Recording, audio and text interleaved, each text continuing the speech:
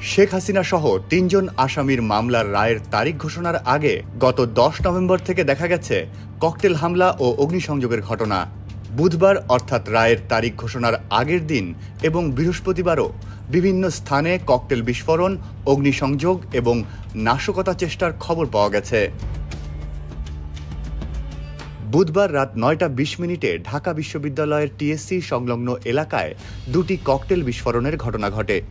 এর খুব অল্প সময়ের মাঝে আনুমানিক রাত ৯টা ৩০ রাজধানীর তেজগাঁও রেল স্টেশনের ৪ নম্বর প্ল্যাটফর্মে থেমে থাকা একটি ট্রেনের বগিতে আগুন দেওয়া হয়। আগুন দেওয়ার সময় ২ জনকে আটক করে পুলিশ।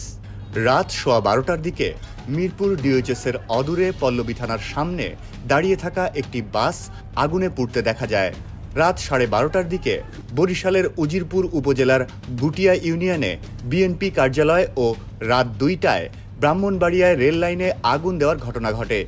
রাত ৩:৩০টায় মুন্সিগঞ্জের গজারিয়ায় ঢাকা চট্টগ্রাম মহাসড়কে থেমে থাকা ট্রাকে ও গোপালগঞ্জে গণপূর্ত কার্যালয়ের সামনে দাঁড়িয়ে থাকা একটি পিকআপ এবং একটি পাজেরো গাড়িতে আগুন দেওয়া হয়।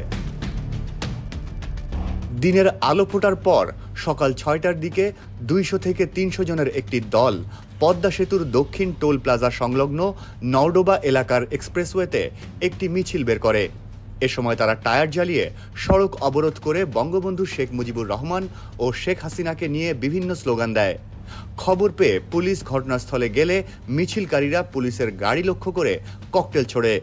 সঙ্গে আগুন দেওয়া হয় শরীয়তপুরের জাজিরায় পদ্মা সেতুর দক্ষিণ টোল প্লাজার কাছে একটি ট্রাকে।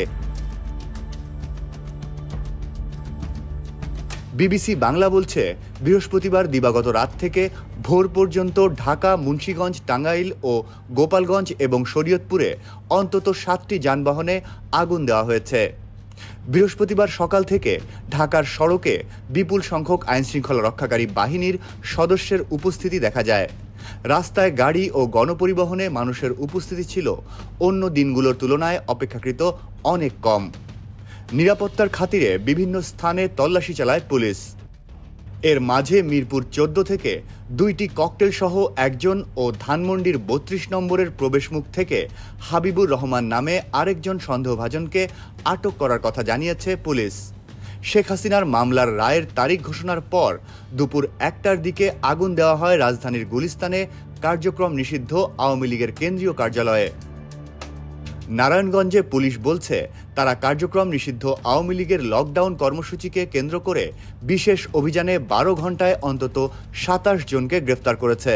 ফরিদপুরের ভাঙ্গায় বোমা তৈরির অভিযোগে ৩ জন ও গাজীপুরের জয়দেবপুর উপজেলার বানিয়ারচালা এলাকায় পেট্রোল বোমা তৈরির সময় স্বেচ্ছাসেবক লীগ ও নিষিদ্ধ ঘোষিত ছাত্রলীগের ৩ নেতাকে আটক করেছে পুলিশ। সড়ক অবরোধ করায় ফরিদপুর জেলার সঙ্গে সব আন্তঃজেলা রুটে বাস চলাচল বন্ধ রাখা হয়। বিশেষ করে ভাঙ্গা থেকে ঢাকাগামী বাসগুলো বৃহস্পতিবার সকালে রাস্তায় নামেনি।